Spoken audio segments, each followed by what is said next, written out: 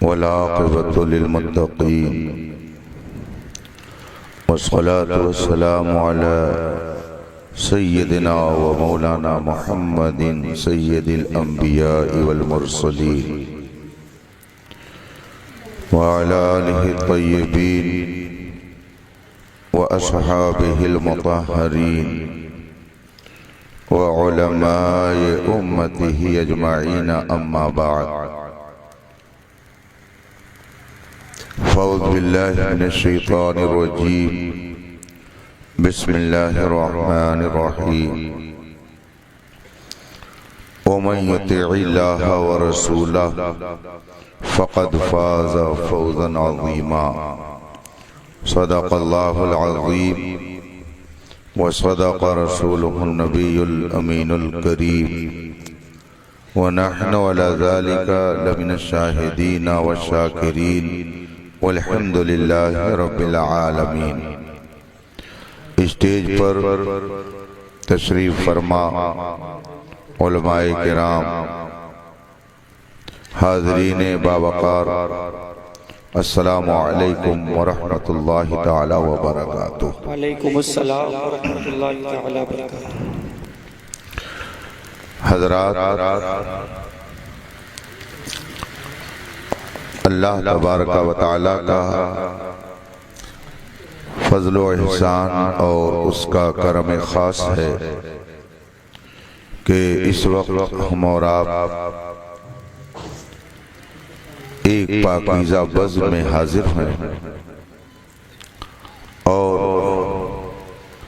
اپنے دامن میں نیکیوں کا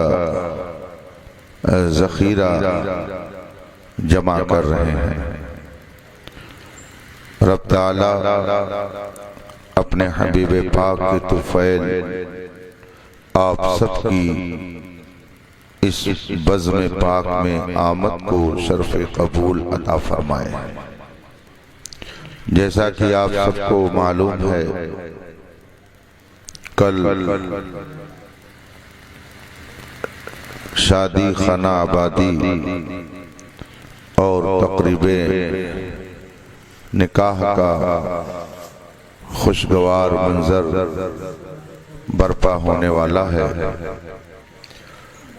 اسی مناسبت سے شکرانے کے طور پر یہ مجلس سجائی گئی ہے۔ رب تعالی اس کی برکتوں سے صاحب خانہ اور آپ سب کو مالا مال فرمائے۔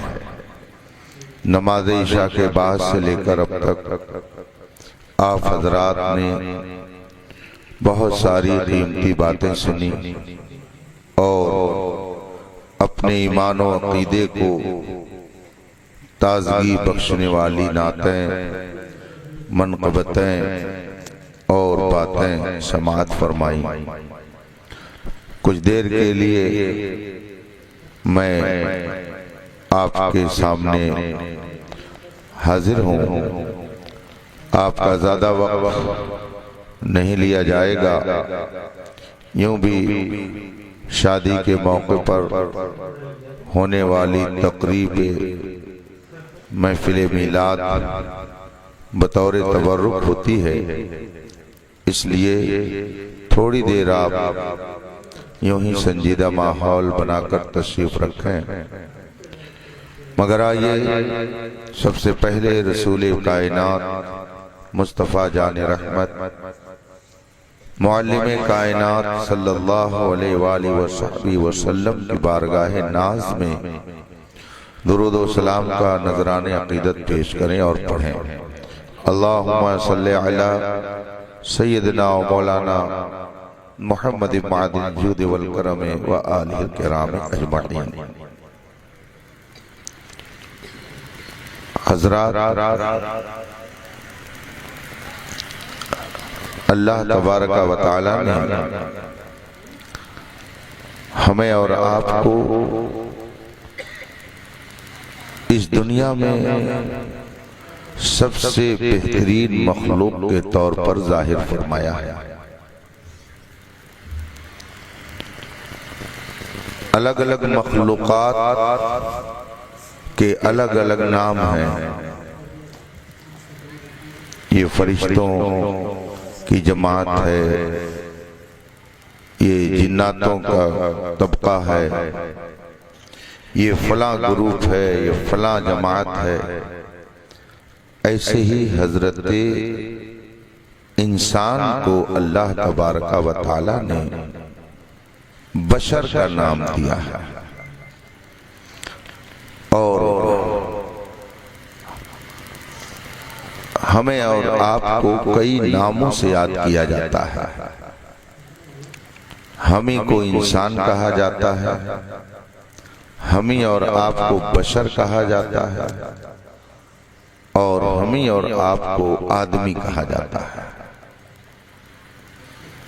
چاہے آپ آدمی بولے، چاہے انسان، چاہے بشر، سب کا معنی اور مطلب ایک ہوتا ہے۔ آدمی کا لفظ یہ عربی زبان کا لفظ ہے، اصل میں ہے لفظ آدم، اور اس کے اندر یا لگا دی گئی تو ہو گیا آدمی۔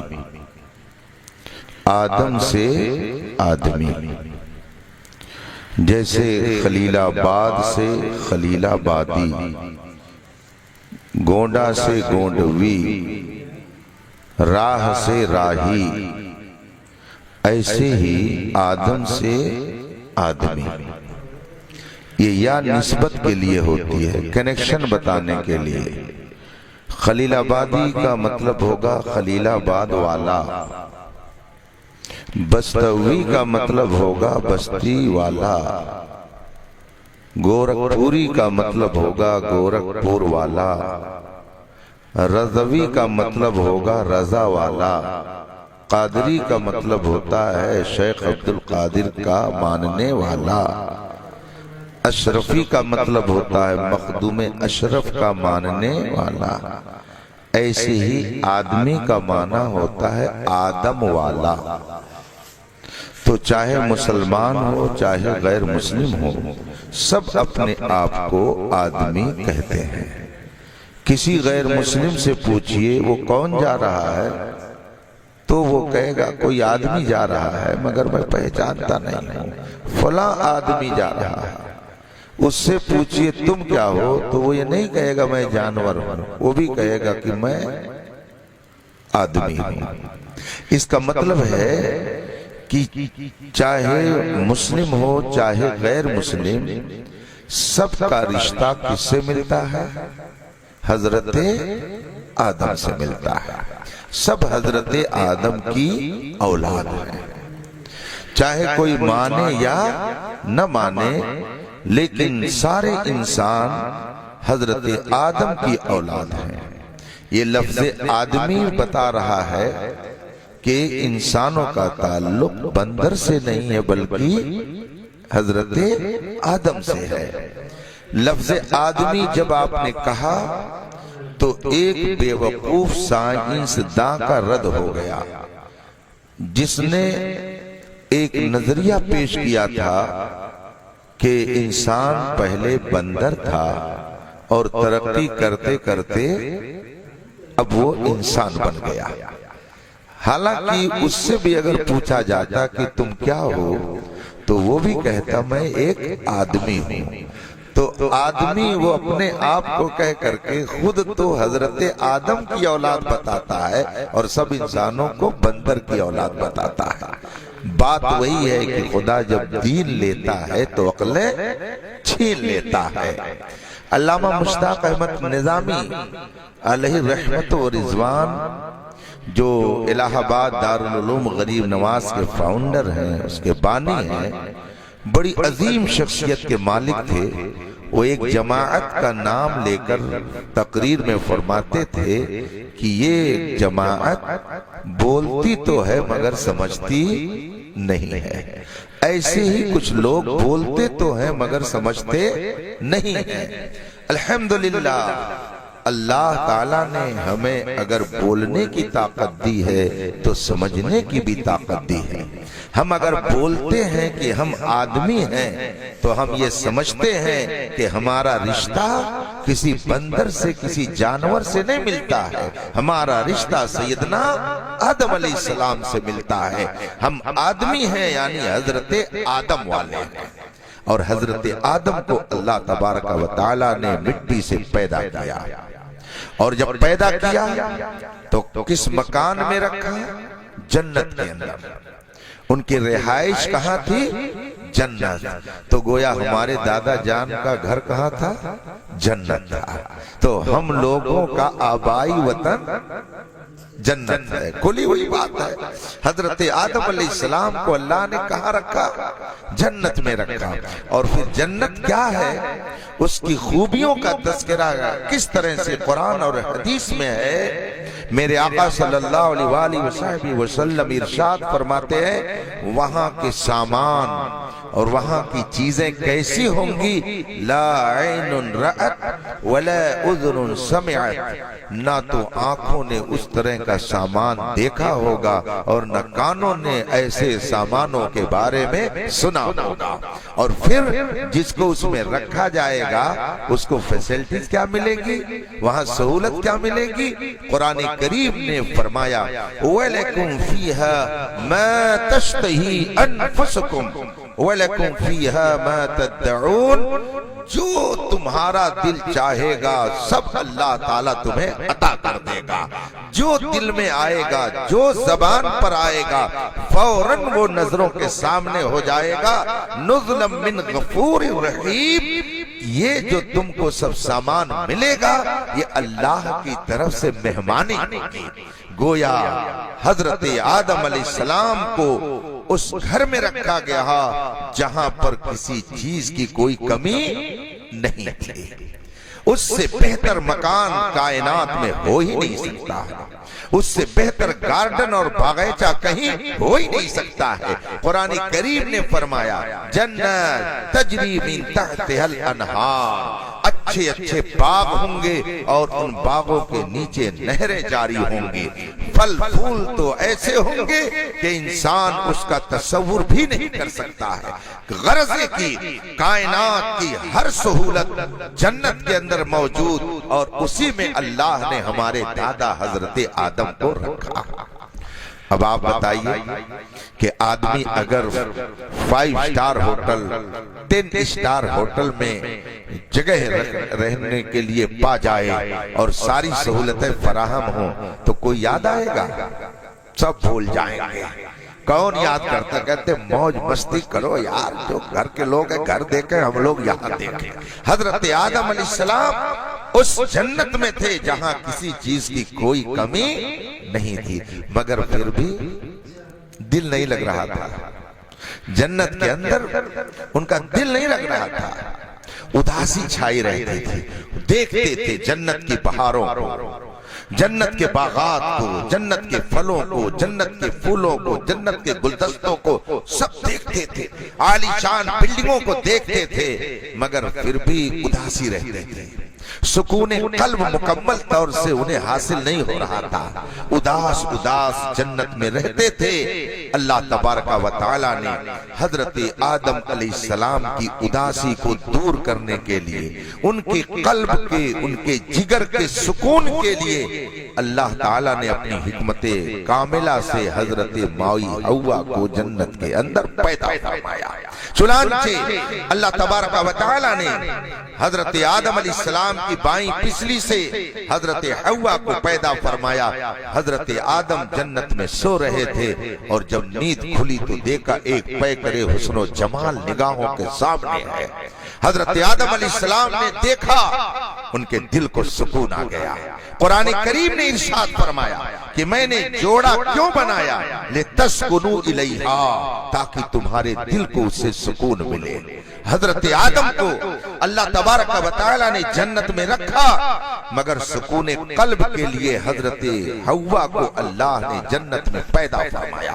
اور پھر جب حضرت حوا رضی اللہ تعالی عنہا حضرت آدم علیہ السلام کے سامنے کھڑی تھی، اب حضرت آدم علیہ السلام نے ان سے گفتگو کرنی چاہیے، بات کرنی چاہیے، قریب ہونا چاہا۔ غیب سے آواز آئی، آدم ایسے نہیں، پہلے نکاح ہوگا، نکاح ہوگا۔ اب حضرت آدم علیہ الصلوۃ والتسلیم کے نکاح کی تیاری ہو رہی ہے۔ آج دنیا کا بڑا سے بڑا حاکم، پوری دنیا کا کوئی بادشاہ ہو جائے اور وہ کوئی میرج ہال تعمیر کرے سونے اور چاندی کا، اور باراتیوں میں بڑے بڑے حکمرانوں کو بلا لے، بڑے بڑے محدثین کو بلا لے، بڑے بڑے فقہا مجتہدین کو بلا لے، بڑے بڑے مشائخ اور پیروں کو بلا لے، بڑے بڑے پروفیسروں اور انجینئروں ڈاکٹروں کو بلا لے، وی آئی پی براتیوں کو بلا لے، مگر ہمارے اور آپ کے دادا کا نکاح جس میرج ہال میں ہوا اس کا کوئی جواب نہیں لا سکتا ہے۔ وہ جنت جہاں پہ حضرت آدم علیہ السلام کے نکاح کی تیاری کی گئی، اور باراتیوں میں کون؟ آپ دنیا کے بڑے سے بڑے حکمراں کو تو آپ باراتی بنا سکتے ہیں، مگر فرشتوں کا جھرمٹ کہاں سے لے آئیں گے؟ وہ نورانی بارات کہاں سے لائیں گے؟ جنت کے اندر اللہ تبارک و تعالی کے حکم سے حضرت آدم علیہ الصلوۃ والتسلیم کا ام البشر حضرت سیدتنا حوا رضی اللہ تعالی عنہ سے نکاح ہوتا ہے۔ نکاح کے لیے میرج ہال منتخب کیا تو جنت منتخب کیا، اور بارات آئی تو فرشتوں کا جم گھٹا تھا۔ اس مقدس جھرمٹ میں اللہ نے حضرت آدم کا نکاح فرمایا۔ اس کا مطلب ہے کہ ہم آدمی ہیں، آدم سے ہمارا تعلق ہے، آدم نے جنت میں رہ کر کے نکاح کیا۔ اس کا مطلب ہے کہ یہ نکاح یہ کوئی دنیاوی منورنجن نہیں ہے، ایک جنتی کام ہے۔ یہ سب سے پہلے جنت میں وجود میں آیا۔ پھر حضرت آدم علیہ السلام نے نکاح کے بعد جب قرب چاہا، قریب ہونا چاہا، غیب سے آواز آئی، آدم ایسے نہیں، ایسے ابھی قرب نہیں حاصل کر سکتے ہو۔ عرض کی مولا پھر کس طرح سے؟ غیب سے آواز آئی، آدم تو میرے محبوب پر جو تیری ہی نسل سے ہے، آخری پیغمبر ہے، وہ میرا محبوب ہے، تم اس پر درود بھیجو، اور وہی درود تمہارا مہر مقرر کیا جاتا ہے۔ چنانچہ حضرت آدم علیہ السلام نے اس آخری نبی جن کا ابھی بظاہر کوئی وجود نہیں، ابھی تو صرف حضرت آدم ہے، حضرت حوا ہے، نسل انسانی تو ابھی چلی ہی نہیں ہے، ابھی تو وہ نبی دنیا میں جلوہ گر ہی نہیں ہوا ہے، مگر اللہ فرماتا ہے میرے اس آخری نبی پر جو آدم تیری ہی نسل سے آئے گا، اس پر تم 20 مرتبہ درود بھیج دو، یہی تمہارا مہر مقرر کیا جاتا ہے۔ اس کا مطلب ہے نکاح کے موقع پر اس آخری نبی کو یاد کرنا یہ حضرت آدم کی سنت ہے، اور یہ اللہ کو پسند ہے۔ اسی لیے تو اہل ایمان جب اپنے گھروں میں شادی کا موقع دیکھتے ہیں تو ان کی آواز ہوتی ہے، شادی اور نکاح اگر میرے مصطفیٰ نہ ہوتے تو کچھ بھی نہ ملتا، یہ نعمتیں اگر مل نہیں ہیں تو اسی نبی کے صدقے میں مل رہی ہے، اور انسان جس کی کھاتا ہے اس کی گاتا ہے، ہم نبی کی کھاتے ہیں تو نبی کی گاتا ہے۔ اسی لیے جب گھر میں شادی کا موقع آتا ہے تو ایمانی آواز ہوتی ہے، کیا میلاد ہونا چاہیے۔ اگر گھر بن گیا تب بھی لوگ کہتے ہیں میلاد ہونا چاہیے، اگر کوئی حج پہ جا رہا ہے تب بھی لوگ کہتے ہیں گھر میں میلاد ہونا چاہیے، بچے کی ولادت ہو گئی تب بھی لوگ کہتے ہیں میلاد ہونا چاہیے۔ آخر کیوں ایسا ہوتا ہے؟ اس لیے کہ ایمان یہ کہتا ہے ہوتے کہاں خلیل کہاں کعبہ و منا، لولاک والے صاحبی سب تیرے گھر کی ہے، اور یہ نعمتیں جتنی مل رہی ہیں ان نعمتوں کا ہم کو اگر خدا کی طرف سے انعام ہو رہا ہے تو لا ورب العرش جس کو جو ملا ان سے ملا، بڑھتی ہے کونین میں نعمت رسول اللہ کی۔ تو شادی ہو، بیاہ ہو، لڑکے کی ولادت ہو، عقیقہ ہو، جو کچھ بھی ہمیں نعمتیں مل رہی ہیں سب خدا کے کرم سے اور رسول پاک کے صدقے میں مل رہی ہیں۔ اللہ کا کرم ہے کہ اس نے ہمیں اپنے دادا کا بے وفا لڑکا نہیں بنایا، ہم اپنے دادا کی بے وفا اولاد نہیں ہیں بلکہ اپنے دادا کی وفادار اولاد میں ہیں، اس لیے کہ دادا نے نکاح کیا تو ہم بھی الحمدللہ اسی طریقے پر عمل کرتے ہیں، اور دادا جان نے اس نبی کے اوپر درود پاک بھیجا تو ہم بھی اس موقع پر اپنے نبی کی بارگاہ میں درود و سلام کا تحفہ پیش کر کے اپنی وفاداری کا ثبوت دیا کرتے ہیں۔ رفیقان محترم، یہ جنتی عمل ہے، نکاح یہ کوئی دنیاوی منورنجن نہیں ہے، ایک جنتی عمل ہے۔ یہ عمل سب سے پہلے جنت میں وجود میں آیا، فرشتوں کے جھرمٹ میں وجود میں آیا، اور پاکیزہ محفل سجائی گئی، مصطفیٰ پر درود و سلام کا نذرانہ پیش کیا گیا۔ اسی لیے رسول پاک صلی اللہ علیہ وسلم نے ایک موقع پر ارشاد فرمایا، من تزوج فقد استکمل دینا، جس نے نکاح کیا اس نے اپنے دین کو مکمل کر لیا۔ النکاح نصف الدین، نکاح آدھا دین ہے۔ من تزوج فقط استکمل الدین، جس نے نکاح کیا اس نے اپنے دین کو مکمل کر لیا۔ رسول پاک نے نکاح کو آدھا دین کہا ہے۔ اب آپ ذرا غور کیجئے کہ آج جو معاشرے میں نکاح کا ماحول ہے اسے دیکھیے، اور پھر رسول پاک صلی اللہ علیہ وسلم کے اس ارشاد کو دیکھیے، دونوں میں کوئی مناسبت ہی نہیں لگتی ہے۔ رسول پاک نے اسے آدھا دین فرمایا ہے۔ یہ نکاح صرف دین ہی نہیں بلکہ میرے آقا صلی اللہ علیہ وسلم فرماتے ہیں، تزوج الودود الولود فإنی مکاثر بکم الامم یوم القیامہ، تم ایسے گھروں میں شادی کرو جہاں پہ محبت زیادہ ملے، جہاں پر بچوں کی پیدائش زیادہ ہو، تاکہ میدان محشر میں میں اپنی امت کی کثرت کو دیکھ کر کے خوش ہو جاؤں۔ تو یہ نکاح میدان محشر میں رسول پاک کی خوشی حاصل کرنے کا ذریعہ ہے۔ اسی لیے میرے آقا نے فرمایا، النکاح من سنتی فمن رغب عن سنتی فلیس منی، نکاح میری سنت ہے، اور جو میری سنت سے منہ موڑے گا وہ میرے طریقے پر نہیں ہو سکتا ہے۔ اللہ کے رسول صلی اللہ علیہ وسلم جب کسی محفل نکاح میں جاتے تو آپ خطبہ ارشاد فرماتے، اور خطبے میں قرآن کریم کی چند آیات کو ضرور ارشاد فرماتے۔ ان آیات میں سے ایک آیت کریمہ، یا ایھا الناس اتقوا ربکم، اے لوگو اپنے رب سے ڈرو، اے لوگو اپنے رب سے ڈرو۔ میرے آقا صلی اللہ علیہ وسلم جب کسی محفل نکاح میں تشریف لے جاتے اور نکاح کی محفل منعقد ہوتی تو آپ اس آیت کریمہ کا ورد فرماتے، لوگوں کو بتاتے، اے لوگو اللہ سے ڈرو۔ مطلب یہ ہے کہ خوشی اگر تمہیں مل جائے تو آپے سے باہر مت ہو جانا، خوشی کے موقع پر بھی خدا سے ڈرتے رہنا، اس لیے کہ جو خدا تمہیں خوشی دے رہا ہے کہیں ایسا نہ ہو کہ وہ تم سے ناراض ہو کر کے تمہاری خوشیوں کو واپس لے لے، اس لیے اللہ سے ڈرو۔ درود پاک پڑھیے، اللہم صلی علی سیدنا و مولانا محمد معدی الجود والکرم و آلہ الکرام اجمعین۔ ہندوستان کے ایک بادشاہ کا نعرہ تکبیر اللہ اکبر۔ ہندوستان کے ایک بادشاہ کا نام آپ نے سنا ہوگا، سلطنت مغلیہ کا آخری بادشاہ، کیا نام ہے اس کا؟ اس کو میں ان سے سننا چاہ رہا تھا، بہادر شاہ ظفر، سلطنت مغلیہ کا آخری بادشاہ بہادر شاہ ظفر۔ بہت دانشور تھے وہ، بہت دور اندیش تھے، سنی صحیح العقیدہ تھے، جس کو اس زمانے میں پکا بریلوی کہا جاتا ہے، اس عقیدے پر وہ تھے۔ انہوں نے اپنے ایک شعر میں قوم کو پیغام دیا، بہت اچھے شاعر بھی تھے۔ انہوں نے اپنے ایک شعر میں کہا ہے، ظفر آدمی اس کو نہ جانیو، ہو وہ کیسا ہی صاحب فہم و ذکا، جسے عیش میں یاد خدا نہ رہی، جسے تیش میں خوف خدا نہ رہا۔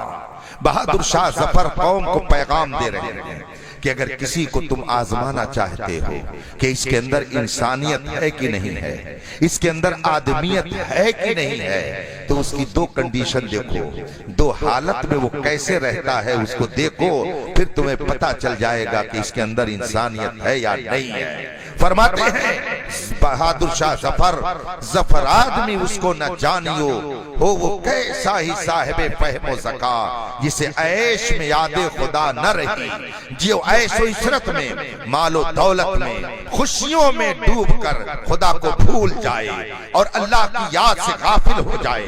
دنیا کا آرام ملا، خدا کو بھلا دیا، دنیا کی دولت ملی، خدا کو بھلا دیا، عیش و عشرت کے سامان ملے، خدا کو بھول گیا۔ بہادر شاہ ظفر فرماتے ہیں جسے عیش میں یاد خدا نہ رہ جائے اور جسے غصے میں اللہ کے عذاب کا خوف نہ رہ جائے، ان دو حالتوں میں اگر کوئی آپے سے باہر ہو جائے تو وہ کتنا ہی عقل مند کیوں نہ ہو، کتنا ہی پڑھا لکھا کیوں نہ ہو، وہ سب کچھ ہو سکتا ہے مگر وہ انسانیت والا نہیں ہو سکتا۔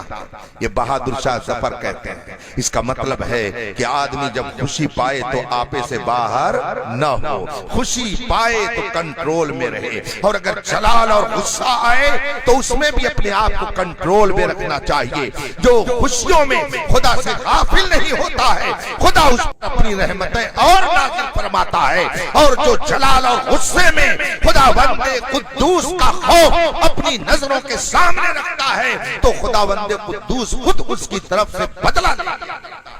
اس لیے رفیقان محترم اور میرے نوجوانوں، آج شادی کے موقع پر اصلاح معاشرہ کے عنوان سے جو یہ بزم سجائی گئی، اس سے ہمیں یہ نصیحت لے کر کے جانا چاہیے۔ لہٰذا اگر اس کو ہم نے ایک دنیاوی رسم سمجھ لیا اور حرام کاموں کو اس میں شامل کر دیا تو برکتیں تو نہیں مل سکتی ہیں۔ تقریر آپ سن چکے ہیں۔ ایک مثال بیان کر کے اپنی گفتگو میں ختم کرتا ہوں۔ کل بارات جائے گی، کہاں جائے گی؟ گورکھپور جائے گی۔ گورکھپور شہر میں اگر بارات جائے گی تو ظاہر سی بات ہے، شہر ہے، شہر کے اندر لوازمات کچھ زیادہ ہوتے ہیں، مٹھائیاں اور سامان اچھے اچھے ملتے ہیں۔ اب شاندار مٹھائی کا اہتمام اگر آپ کے لیے کیا گیا اور آپ پہنچے وہاں پر بارات لے کر کے، اور پھر آپ کے سامنے پیک کر کے مٹھائی تشتری میں اوپر سے ڈھک کر کے پیش کی گئی، آپ نے اس کا کپڑا ہٹایا، پیکٹ کھولا، تشتری میں مٹھائی رکھی ہوئی تھی، اعلیٰ قسم کی مٹھائی، مگر اسی میں تھوڑا سا گوبر رکھا ہوا تھا، مٹھائی کے اوپر تھوڑا سا گوبر رکھا ہوا تھا۔ جتنی پیکٹ کھولی جا رہی ہے، جتنے ڈبے کھولے جا رہے ہیں، ہر ڈبے میں مٹھائی تو اعلیٰ قسم کی ہے مگر ہر مٹھائی میں تھوڑا تھوڑا گوبر لگا ہوا ہے۔ بتائیے کیا آپ خوش ہوں گے یا ناراض ہوں گے؟ آپ کا ٹیمپریچر ہائی ہوگا یا آپ بہت نارمل پوزیشن میں رہیں گے؟ ویسے ہی دیہات میں کہتے ہیں کہ ایک باراتی پر 11 سوار رہتے ہیں۔ کیا سوار رہتے ہیں میں نہیں جانتا، لیکن لوگ کہتے ہیں کہ ان کا ٹیمپریچر بہت ہائی ہوتا ہے، ذرا سا پانی لانے میں تاخیر ہو گئی تو پھر دماغ چڑھ جاتا ہے۔ کیسی سروس ہے یار، تم لوگوں نے کیسا انتظام کیا ہے؟ جس کو دیہات میں یوں کہتے ہیں چائے سے زیادہ کیتلی گرم ہو جاتی ہے، اتنا جلال لوگ دکھاتے ہیں۔ نہ جانے کتنی باراتیں اسی وجہ سے کبھی کبھی واپس بھی ہو جاتی ہے، جھگڑے پکڑے ایسے ہوتے ہیں۔ انصاف سے بتائیے گا، اگر شاندار قسم کی تشتری، عمدہ قسم کے پیکٹ، بہترین قسم کے کپڑے میں لپیٹ کر کے اعلیٰ قسم کی مٹھائی پیش کی جائے مگر اس میں تھوڑا سا گوبر ملا دیا جائے، گندگی ملا دی جائے، بتائیے کیا آپ اس مٹھائی کو کھانا پسند کریں گے؟ نہیں پسند کریں گے، بلکہ اگر زیادہ جلال آئے گا تو ماریں گے، تشتری ادھر جائے گی، اور زیادہ جلال آئے گا تو گھراتیوں پر آپ ٹوٹ پڑیں گے کہ تم نے ہمارے سامنے مٹھائی رکھ کر کے ہماری ضیافت اور میزبانی کا انتظام کیا ہے، یا تم نے ہمارا مذاق اڑایا ہے، ہماری توہین کر دی تم نے کہ لا کر کے تم نے مٹھائی میں ایک گوبر اور نجاست ملا کر کے ہم کو کھانے کے لیے دیا، یہ ہماری توہین ہے۔ میرے بھائیوں، میرے نوجوانوں، اگر اعلیٰ قسم کی مٹھائی میں معمولی سی نجاست مل جائے تو آپ کی بے عزتی ہے اور آپ اسے کھانا پسند نہ کریں۔ رسول پاک جس کو اپنی سنت قرار دیں، اس سنت میں اگر حرام کام کو ملا دیا جائے تو بھلا مصطفیٰ اس سے کیسے ہو سکتے ہیں؟ رسول پاک اس سے کیسے راضی ہو سکتے ہیں؟ اس لیے جو نوجوان یہ سمجھتے ہیں شادی کا موقع ہے تو کیا ہونا چاہیے؟ ذرا ناچ لیا جائے، ذرا گا لیا جائے، علماء کی باتیں نہ مانو نہ صحیح، پتا چلے گا جب قبر میں جاؤ گے، ساری تھما چوکڑی بھول جائے گی۔ آج لوگ کہتے ہیں مولانا لوگ تو بہت ہی اولڈ مین ہوتے ہیں، ان کی تھنکنگ بہت پرانی ہوتی ہے۔ الحمدللہ ہم خود ہی بہت پرانا رشتہ رکھتے ہیں، ہمارا شجرہ حضرت آدم سے ملتا ہے، تو ہم کوئی نئے انسان نہیں ہے، ہم تو نہ جانے کب سے دنیا میں آباد ہے، اور ہمارا رشتہ جس نبی سے ملتا ہے وہ ساری کائنات میں سب سے پہلے پیدا کیا گیا ہے، تو ہم تو پرانا رشتہ رکھتے ہی ہیں، اور اتنا پرانا رشتہ نہ ہے، اتنا پرانا رشتہ ہے جب کچھ نہیں تھا تب میرا رشتہ میرے مصطفیٰ سے پایا۔ نعرہ تکبیر، نعرہ رسالت، مسلک اعلی حضرت، نعرہ تکبیر، وہ جو نعرہ ہم تو پڑھتے ہی رہتے ہیں، وہ جو نہ تھے تو کچھ نہ تھا، اور وہ جو نہ ہو تو کچھ نہ ہو، جان ہے وہ جہان کی، جان ہے تو جہان ہے۔ مصطفیٰ نہیں تھے تو کچھ نہیں تھا، مصطفیٰ نہیں تھے تو زمین و آسمان کا وجود نہیں تھا، کچھ نہیں تھا، تب میرے مصطفیٰ تھے، تو ہمارا رشتہ ایسی پرانی ذات سے ملتا ہے، جب کچھ نہیں تھا تب اس کی شخصیت موجود تھی۔ تو ظاہر سی بات ہے کہ جب شخصیت بہت پرانی تو اس کا نظریہ بھی بہت پرانا ہے۔ اس سے پتا چلا کہ اسلام کوئی نیا مذہب نہیں ہے، بلکہ مذہب اسلام کو لانے والے میرے مصطفیٰ ہیں۔ خدا نے مصطفیٰ کو سب سے پہلے پیدا کیا، اس کا مطلب ہے جب دنیا بنی رہی تھی اس وقت میرے مصطفیٰ کا قانون اسلام۔ اس لیے ہم لوگ نئے مزاج کے تو ہے ہی نہیں، ہم لوگ بہت پرانے مزاج کے ہیں۔ حضور مبلغ اسلام علامہ عبدالعلی میرٹھی رحمت اللہ علیہ جو تقریباً 30 زبانوں میں تقریر فرماتے تھے، 30 زبانوں میں تقریر فرماتے تھے۔ دارالعلوم علیمیہ جمدہ شاہی انہی کے نام سے منسوب ہے، اس کو جو علیمیہ کہا جاتا ہے اس کی وجہ یہی ہے کہ اس کی نسبت علامہ عبدالعلی میرٹھی کی طرف سے ہے۔ یہ میرٹھ کے رہنے والے تھے اور اعلیٰ حضرت کے بہت چہیتے خلیفہ تھے، پوری دنیا میں انہوں نے دورہ فرمایا، اسلام کی تبلیغ فرمائی، اور تبلیغ اسلام کے نتیجے میں تقریباً 70,000 لوگوں نے اسلام قبول کیا تھا۔ ایسے بڑے عالم تھے یہ، 30 زبانوں میں تقریر کرتے ہیں۔ آج ہمارا نوجوان صرف انگلش بولنے لگتا ہے تو سب کو اولڈ مین سمجھتا ہے، کہتا ہے یہ کچھ نہیں جانتے ہیں۔ ایک صاحب ایک مرتبہ، نیند تو نہیں آ رہی آپ لوگوں کو؟ 2-4 منٹ اور برداشت کریں گے؟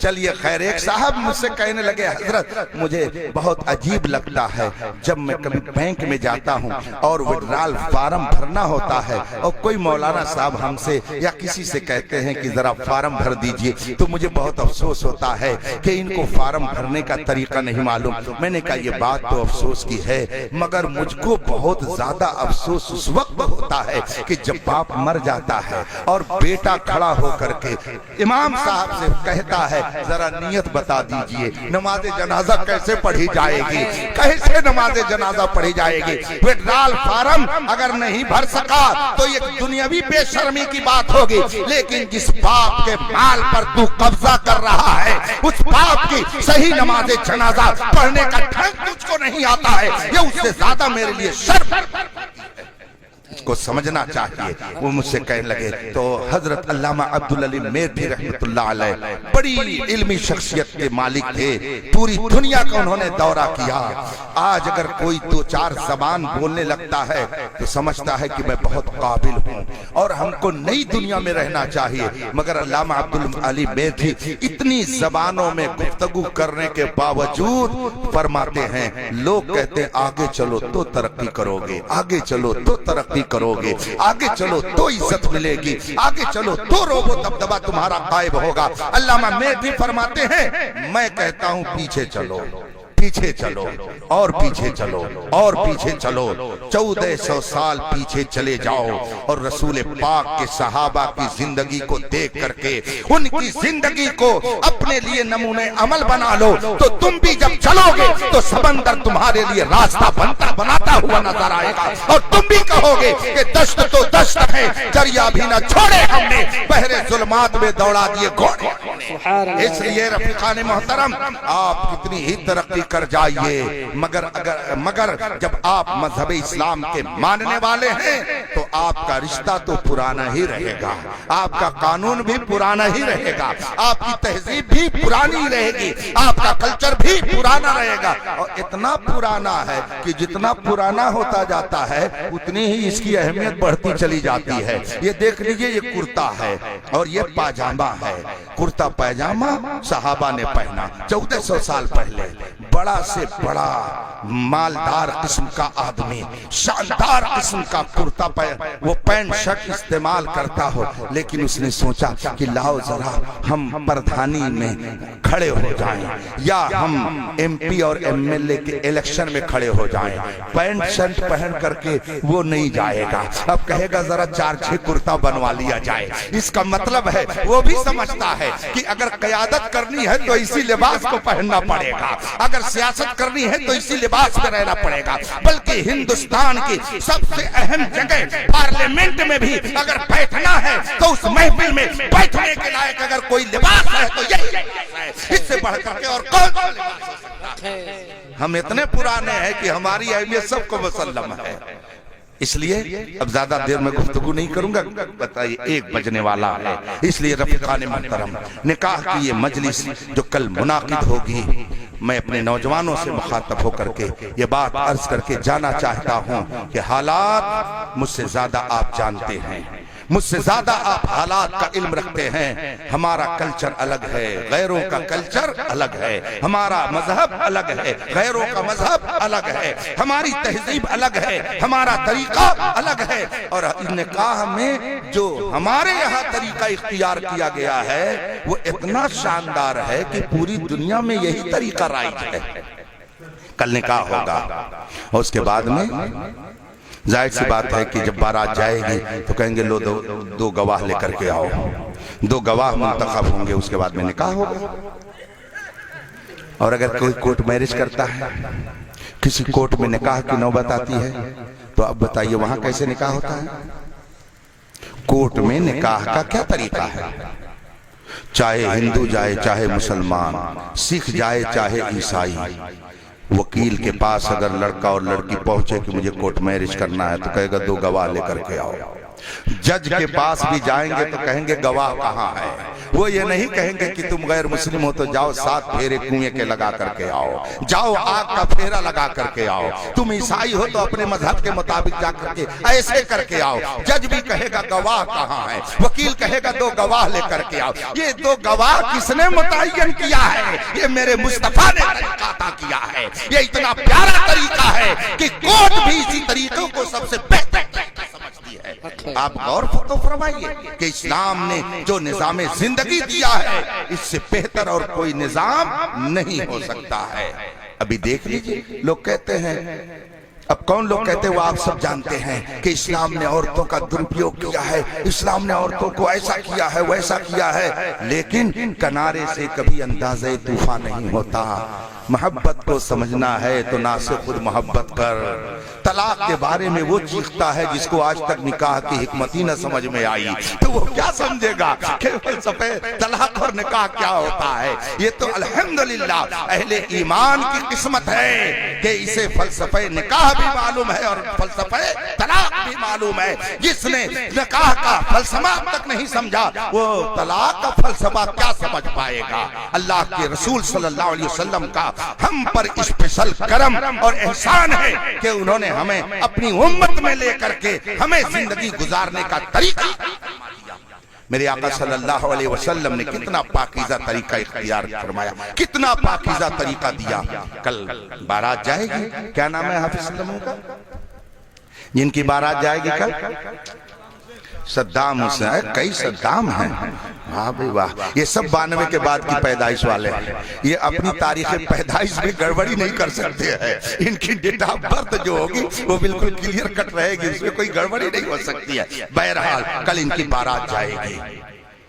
ظاہر سی بات ہے کہ جب ان کے گھر پہ اتنا شاندار اہتمام ہو رہا ہے تو سامنے والا بھی سوچے گا کہ میں اپنے طریقے پر اچھا ہی اہتمام کروں۔ مسئلہ ذرا سن لیجئے، اس کے بعد میں گفتگو ختم کروں گا۔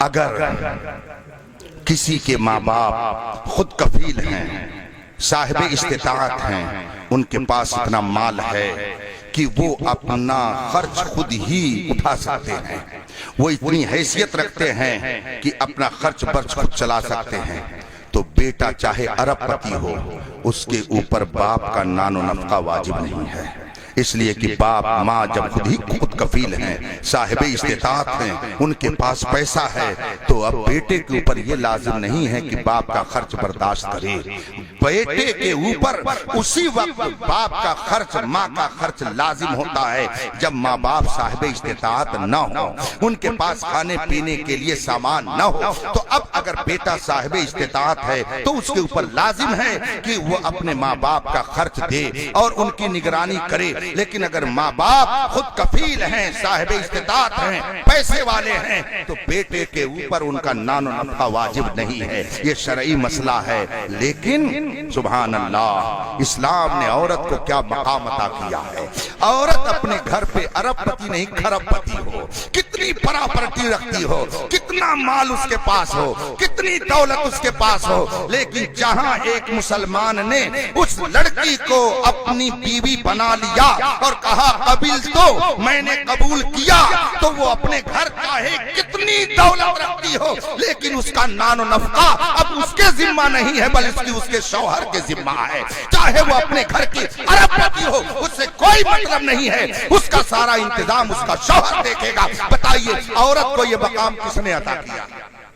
ہمارے اسلام نے عطا کیا ہے، اور یہ عورت جو ہی 2 سال کے بعد ماں بن گئی تو اللہ نے کتنا اونچا مقام رکھ دیا، کتنا اونچا مقام کر دیا کہ ان کے قدموں کے نیچے جنت رکھ دیا، سبحان اللہ، جنت اس کے قدم کے نیچے ہو گئی۔ اللہ کے رسول فرماتے ہیں الدنیا کلها متاع وخیر متاع الدنیا المرأة الصالحہ، دنیا کے اندر جتنی چیزیں اللہ نے بنائی ہیں وہ سب زندگی گزارنے کے لیے، لیکن ایک کلاس کا سامان جو اللہ نے زندگی گزارنے کے لیے بنایا ہے اس کا نام ہے نیک عورت۔ نیک عورت اس کائنات کی سب سے عظیم نعمت ہے، گھر کی زندگی کے لیے عورت سے گھر کا حسن ہے، عورت سے اس کے شوہر کا وقار ہے، اس کی عزت و آبرو کا تحفظ ہے، عورت کے ذریعہ بیٹے کی ماں بیٹی کی صحیح پرورش ہے، اولاد کی صحیح تعلیم و تربیت ہے، عورت اگر چاہے تو اپنے گھر کو جنت کا نمونہ بنا دے،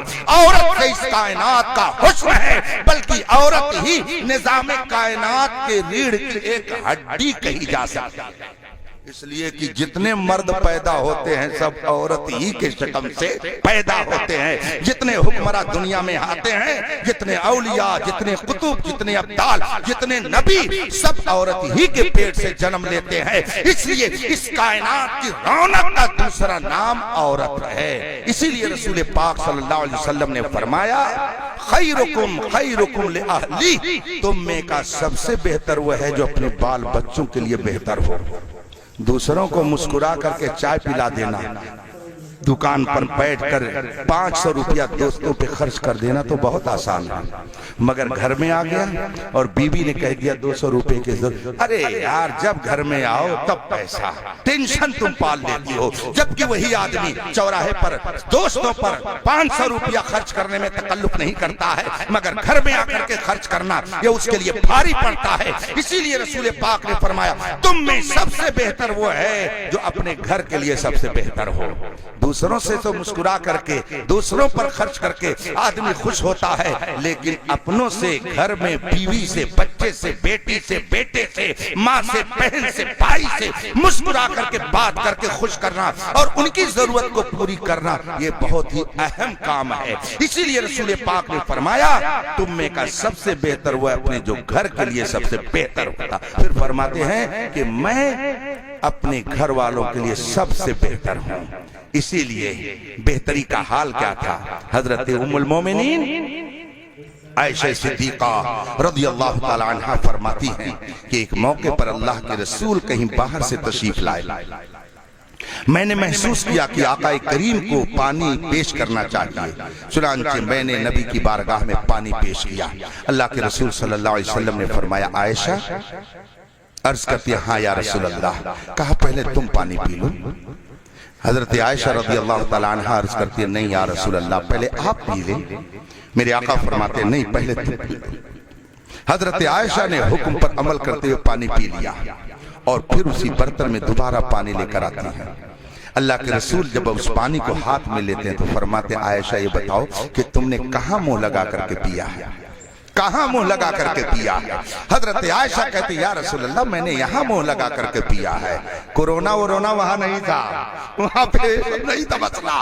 حضرت عائشہ رضی اللہ تعالی عنہ فرماتی عرض کرتی یا رسول اللہ میں نے یہاں منہ لگا کے پیا ہے، میرے آقا نے وہی منہ لگا کر کے پانی پینا شروع کر دیا۔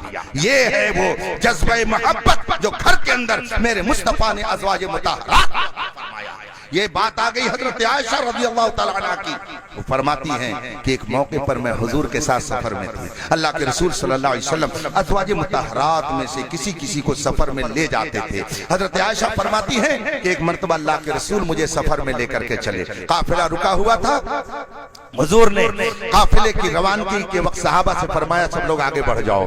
اب سب جب آگے بڑھ گئے تو پورا میدان خالی ہو گیا، سناٹا ہو گیا، تنہائی ہو گئی، پردہ ہو گیا، وہاں کوئی نہیں تھا۔ حضرت عائشہ سے رسول پاک فرماتے عائشہ ادھر آؤ، تو حضرت عائشہ فرماتی ہیں حضور کے بلانے پر میں حضور کے پاس گئی، حضور فرماتے ہیں میرے ساتھ مل کر کے دوڑو گی؟ کہا یا رسول اللہ کیا معاملہ ہے؟ کہا وہ دیکھو جو وہ پتھر نظر آ رہا ہے، ہم دونوں یہاں سے دوڑ لگائیں ایک ساتھ، دیکھیں کون وہاں پر پہلے پہنچتا ہے۔ حضرت عائشہ عرض کرتی ہیں یا رسول اللہ بالکل دوڑوں گی میں آپ کے ساتھ۔ اب جیسے بچے کھیلتے ہیں نا 1 2 3 کر کے دوڑتے ہیں، حضرت عائشہ رضی اللہ تعالی عنہا ہیں، میرے مصطفیٰ ہیں، ساری کائنات کے مالک و مختار، ہادی اعظم کا یہ عمل اپنی اہلیہ کے ساتھ ہے۔ حضرت عائشہ فرماتی ہیں رسول پاک نے مجھ سے فرمایا عائشہ چلو ساتھ میں دوڑا جائے۔ اب ہم دونوں نے ساتھ دوڑنا شروع کیا۔ حضرت عائشہ فرماتی ہیں میرا بدن چونکہ اس وقت ہلکا تھا اس لیے میں تیز سے دوڑ کر کے جلدی سے اس پتھر کے پاس پہنچ گئی، اور وہاں سے میں نے رسول کو مسکرا کر کے حضور سے عرض کی یا رسول اللہ میں تو پہلے پہنچ گئی۔ میرے آقا فرماتے ہاں چلو چلو تم پہلے پہنچ گئی۔ دل خوش کر دیا حضرت عائشہ کا۔ وہی فرماتی ہیں کہ بہت دنوں کے بعد، کئی سال کے بعد ایک مرتبہ پھر موقع آیا،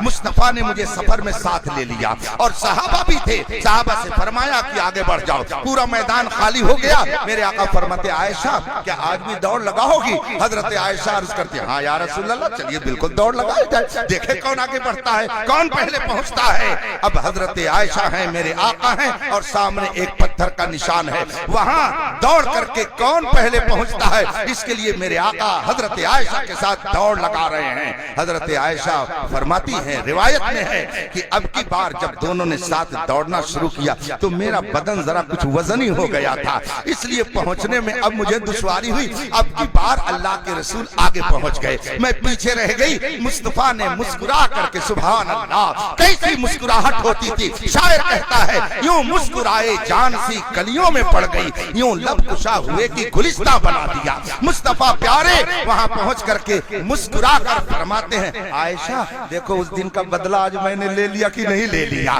یہ میرے مصطفیٰ کی خانگی زندگی ہے، یہ وہ پاکیزہ زندگی ہے، دنیا میں کسی ریفارمر کی زندگی میں آپ کو یہ نمونہ نہیں مل سکتا ہے جو میرے آقا نے نمونہ دکھا دیا ہے کہ محمد سے وفا تو نے تو ہم تیرے ہیں، یہ جہاں چیز ہے کیا لوح و قلم۔ زندگی کا ایک نیا موڑ شادی ہے، شادی ایک نیا موڑ ہے۔ اس موڑ پر پہنچنے سے پہلے آدمی کو الرٹ رہنا چاہیے، اس لیے کہ جب موڑ کہیں پر آتا ہے اور گاڑی خوب اسپیڈ سے چلتی ہے اور وہاں بھی اسپیڈ سے چلے گی تو سمجھ لیجئے سامنے جا کر کے یا تو ٹکرا جائے گی یا گڈھے میں چلی جائے گی۔ جہاں موڑ آیا گاڑی والے کو اپنی سپیڈ سلو کرنی پڑے گی، جب سلو کرے گا تب آگے مڑے گا، تب صحیح ڈھنگ سے گاڑی مڑے گی، اور اگر اسی 100 کی سپیڈ سے بڑھائے جائے گا تو یا تو کھٹ میں چلی جائے گی گاڑی اور یا تو سامنے جا کر کے ٹکرا جائے گی۔ شادی زندگی کا ایک نیا موڑ ہے، اب تک جو سپیڈ چل رہی تھی وہ نہیں چلے گی، اب اس سپیڈ کو بہت ہی سنبھال کر کے چلانا پڑے گا، زبان بہت ہی احتیاط سے نکالنی پڑے گی، جلال اور غصہ بات بات پر نہیں دکھانا ہے، ورنہ پتا چلا کہ نمک کم ہو جائے چل تجھے طلاق دیا، وقت پر پانی نہیں آیا چل تجھے طلاق دیا، تو گاڑی جیسے ٹکرا جاتی ہے یا کھڈے میں چلی جاتی ہے، اگر وہ جوش دکھائیں گے تو یہاں بھی معاملہ گڑبڑ ہو جائے گا۔ جب زندگی کا نیا موڑ ہے تو اس موڑ پر بہت ہی سنبھل کر کے آدمی کو چلنا چاہیے۔ اب ایک نئی زندگی ان کو مل رہی ہے، اللہ تبارک و تعالی اس نئی زندگی کو ان کے لیے خوش و خرم بنائے، خوشگوار بنائے، خوشیاں ان کا استقبال کریں۔ ان کے گھر میں جو عورت آئے، ان کی جو بیوی ہو، اس کا قدم اس گھر کے لیے گلستان کا ذریعہ بن جائے اور اس کی برکتوں سے یہ گھر جنت کا نشان بن جائے۔ لوگ کہتے ہیں مولانا لوگ اپنی بیویوں کو بہت چاہتے ہیں، اس میں کوئی شک نہیں ہے، چاہتے ہیں، مگر وہ کس لیے چاہتے ہیں؟ اس لیے کہ رسول نے اپنی بیویوں کو چاہا ہے، وہ اس لیے چاہتے ہیں کہ مصطفیٰ کا فرمان ہے، وہ اس لیے چاہتے ہیں کہ میرے آقا کا ارشاد ہے، چونکہ ہم مصطفیٰ کو چاہتے ہیں اس لیے مصطفیٰ نے جس سے چاہنے کے لیے کہا ہے ہم اس لیے اسے چاہتے ہیں کہ مصطفیٰ نے چاہنے کا حکم عطا کیا ہے۔ اگر آپ بھی جان جائیں گے، کتاب آپ بھی پڑھیں گے اور زندگی کیسے گزاری جاتی ہے جب اس کو آپ پڑھ لیں گے تو انشاءاللہ آپ کو بھی زندگی کا بہت شاندار مزہ ملے گا۔